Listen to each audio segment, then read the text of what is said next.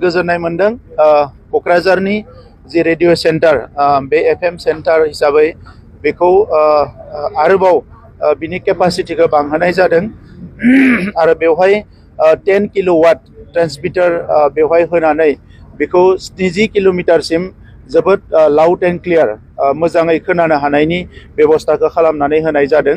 गोलाव समनिफ्रायनो जोंनि बर' माहारिनि सोमावसारनायनि समाव क'क्राझाराव रेडिअ सेन्टार आरो टिभि सेन्टार गायसननायनि बाथ्राखौ बुंबाय थानाय जादोंमोन। बेवहाय रेडिअ सेन्टार दङब्लाबो बिनि केपासिटिया जोबोद खममोन। बे केपासिटिया जोबोद बारायनाय जाबाय।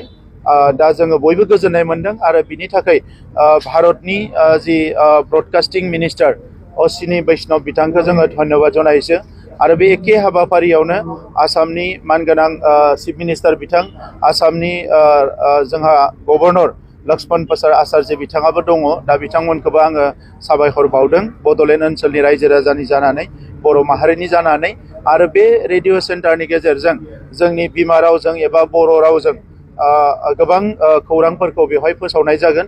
केन्द्र सरकार राज्य सरकार आरो लोगोसे दैनन्दिन जानाय माखासे जाथायफोर खौरांफोरखौ रायजो राजाफ्रा रियेल टाइम एबा थाबैनो बेखौ मोननो हागोन आरो बेजों लोगोसे गभर्नमेन्टनि मोजां मोजां स्किम्सफोरखौ जेब्लायबो रेडिअनि गेजेरजों फोसावनाय जायो।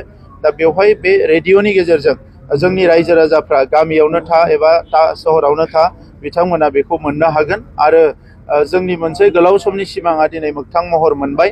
आङो बेवहाय क'क्राझार जि जोंहा आकाशबाणी केन्द्र एबा रेडिअ सेन्टाराव जाय बिथांमोना खामानि मावनानै दङ बिथांमोननोबो हामलायनाय बावो आरो आं मिजिंथिगोन फैबाय थानाय समाव जि जोंनि रायजो राजाफ्रा जोंनि रावजों गावनि रावजोंनो माखासे एन्टारटेनमेन्ट निउज इनफरमेसनफोरखौ जोबोद मोजाङैनो गेबेङैनो मोनबाय थानो हागोन जोङो बेखौ मिजिंथिगोन।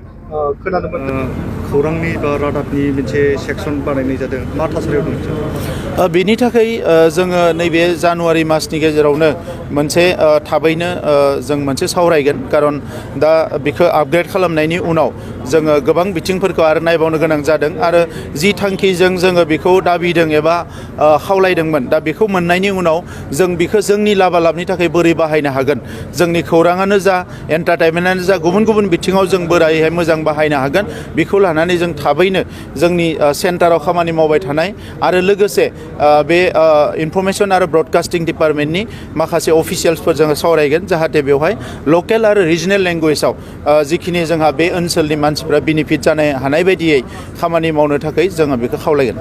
सिगाङाव गोबां सावरायदों जिहेथु थाखानाय टिभि सेन्टारखौ खोमानानै लाबाय, गिदिर सम्पदखौ खोमानानै लाबाय, बे बिथिङाव जे लांफिननाय जे जिथु टिभि सेन्टार बेखौ लाबोफिननायनि राहा लागोन। टाइम टु टाइम गभर्नमेन्टनि पलिसिफ्रा सोलायबाय थायो आरो बेखौ लानानैनो बिथांमोननि खामानिफ्रा एसे बेबायदि जायो। नाथाय क'क्राझाराव जे दूरदर्शन केन्द्र नांगौ बेखौ लानानै जों मालाबाबो आपस खालामाखै आरो बेखौ जेरैखि जाया गायसनफिननो थाखाय जोंनिफ्राय जों नाजानाया दंबाय थायो आरो आं मिजिंथियो जोङो बेखौबो थाबैनो गायसननो हागोन।